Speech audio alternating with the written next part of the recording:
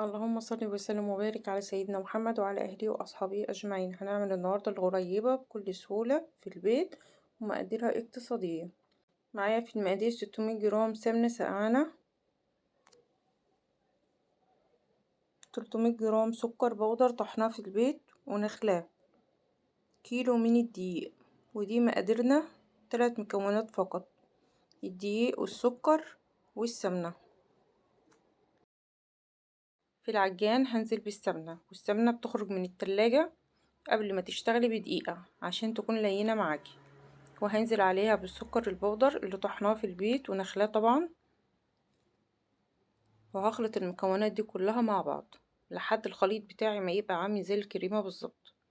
في البداية على سرعة هادية، وبعد كده بعلي السرعة، وده بيبقى شكل الخليط معايا بيبقى عامل زي الكريمة بالظبط. هنزل بكيلو من الدقيق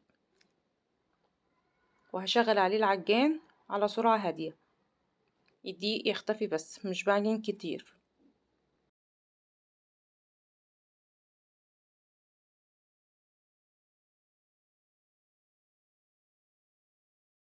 ده شكل عجينة الغريبة، بتبقى متماسكة ما بتلزقش في الايد زي ما حضراتكم شايفين.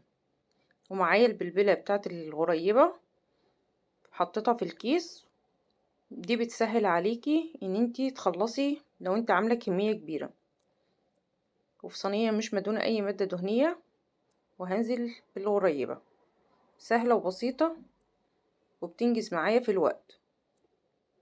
طبعا لو انت مش عندك الام، ممكن تحطي الغريبة في التلاجة نص ساعة تتماسك، تخرجيها وتكوريها على ايديك بكل سهولة. سهلة جدا، بس امشي على المقادير مظبوط عشان تطلع معاكي النتيجة صح.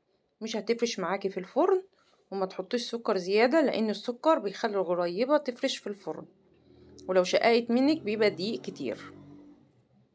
بدأتي تشتغلي في الغريبة، ولعي الفرن على درجة حرارة 140. ودي اول صينية.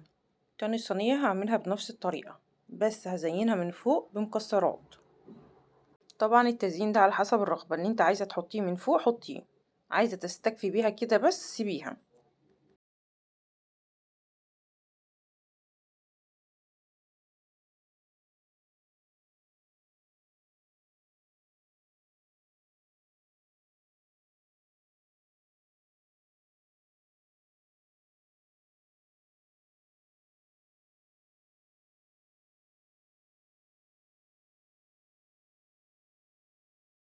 وهضيف هنا المكسرات، حطيت البندق، وبعد كده هحط لوز وفستق.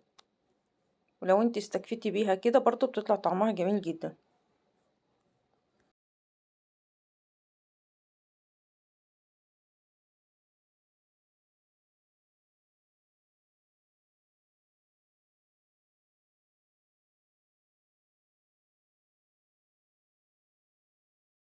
وهدخلها الفرن واوريكم شكلها بعد ما تخرج.